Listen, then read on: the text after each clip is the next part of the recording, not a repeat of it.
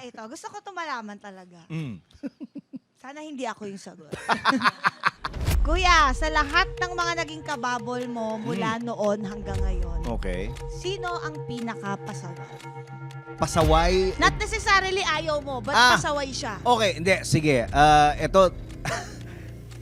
Dip, sabihin ko na. Alam naman niya siguro yun. Oo. Si Rufa May. Talaga, bakit po? Si Rufa May. Pasaway si Peachy. Oo. Ang kulit niyan. Talagang ang bilis mag-shift ng attention niya. Oo. Pero in fairness to her, kahit madali siya ma-distract, pagka take na, yun na yun. Oo. Gagawin niya na eksena niya.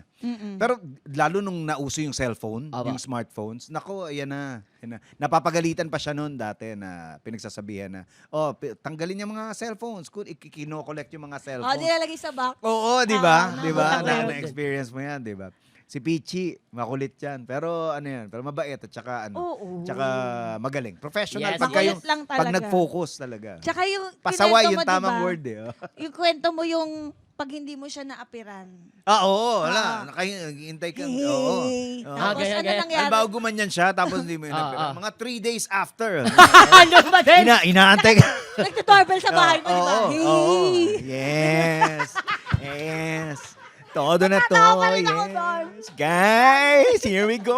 Go, go, go. Yes, todo.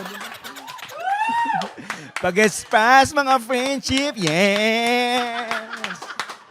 Go, go, go.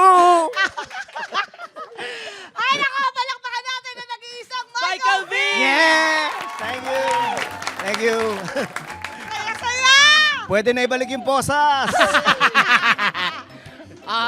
At narito na ang ating batas for the week, Madam Char. Okay, ang ating batas for the week ay ang sasakses ka law. Huwag mainip sumakses. Step by the step yan. Lahat ng bagay pinaghihirapan at hindi lang sa imagine yan. Maraming salamat po sa pagtanggap niyo po sa aming sabtina. It's an honor na nandito po kayo. Maraming salamat po. Thank you, Mr. Buboy. Thank you, Madam Cha. Thank you